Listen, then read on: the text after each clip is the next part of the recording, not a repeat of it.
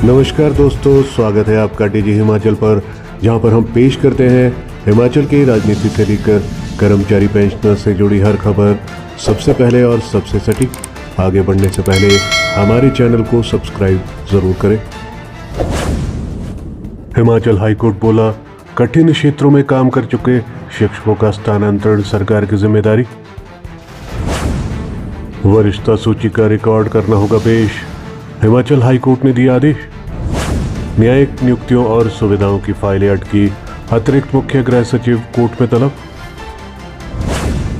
आइए विस्तार से जानते हैं कर्मचारियों के लिए आज की बड़ी खबरें।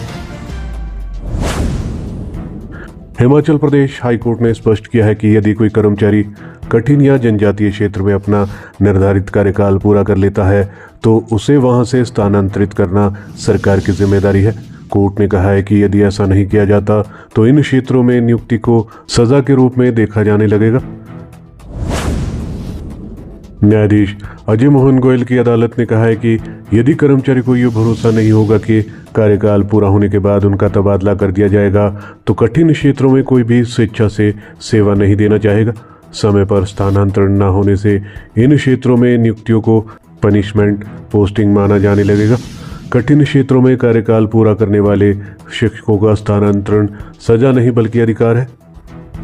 न्यायालय ने 31 जनवरी के आदेश को रद्द करते हुए प्रतिवादी, शिक्षा विभाग और सरकार को निर्देश दिया है कि 4 सप्ताह के भीतर याचिकाकर्ता को उनके वर्तमान स्थान से स्थानांतरित कर किसी अन्य क्षेत्र में तैनात किया जाए और उनकी जगह किसी नए व्यक्ति की नियुक्ति की जाए।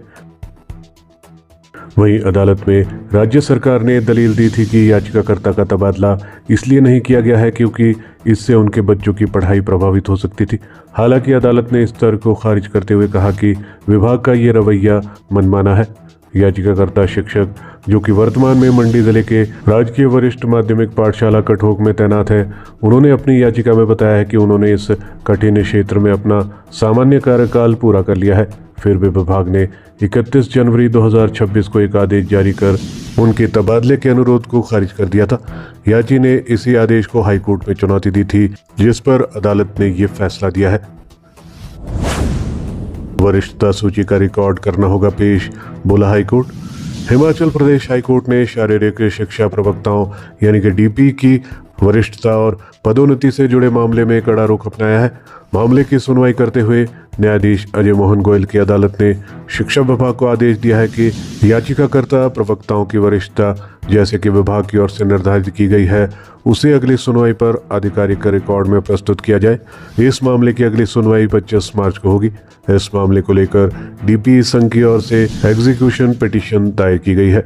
संघ की ओर से वरिष्ठ अधिवक्ता ने अदालत को पिछली सुनवाई के दौरान अवगत करवाया था कि सरकार ने कोर्ट के आदेशानुसार भर्ती एवं पदोन्नति नियम तो बना दिया है और डीपीई को लेक्चरर्स का पदनाम भी दे दिया है, लेकिन वर्तमान में जो वरिष्ठता सूची तैयार की गई है वह केवल डीपीई कैडर के भीतर ही सीमित है। याचिकाकर्ताओं को डर है कि अब आगे पदोन्नति प्रमोशन की बारी आएगी तो लेक्चरर की समेकित कंसोलिडेटेड वरिष्ठता सूची में शामिल न होने से उनकी अनदेखी की जा सकती है। राज्य सरकार ने तर्क दिया था कि अदालत के फैसले का पालन किया गया है। उन्होंने आश्वस्त किया है कि इन शिक्षकों की वरिष्ठता निर्धारित हो चुकी और पदोन्नति के समय इन्हें समेकित सूची के अनुसार ही विचार में लिया जाएगा। न्यायिक नियुक्तियों और सुविधाओं की फाइलें अटकी, अतिरिक्त मुख्य गृह सचिव कोर्ट में तलब। हिमाचल प्रदेश हाईकोर्ट ने राज्य में न्यायिक बुनियादी ढांचे और नियुक्तियों में हो रही देरी पर कड़ा रुख अपनाया है। अदालत ने अतिरिक्त मुख्य सचिव गृह की अगली सुनवाई में अदालत में तलब किया है।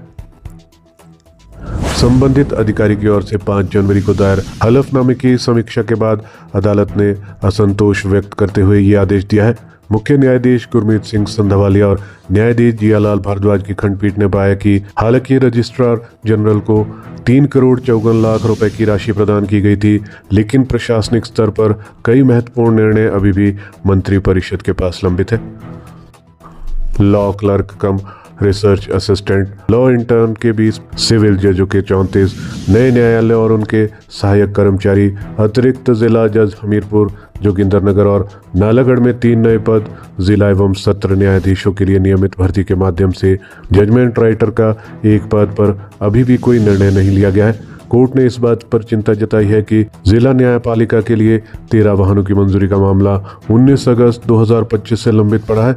अदालत ने टिप्पणी की थी कि 2 महीने से अधिक का समय बीत जाने के बाद भी जिम्मेदारियों को केवल एक विभाग से दूसरे विभाग पर टाला जा रहा है। खंडपीठ ने मामले की गंभीरता को देखते हुए इसे 31 मार्च को अगली सुनवाई के लिए सूचीबद्ध किया है।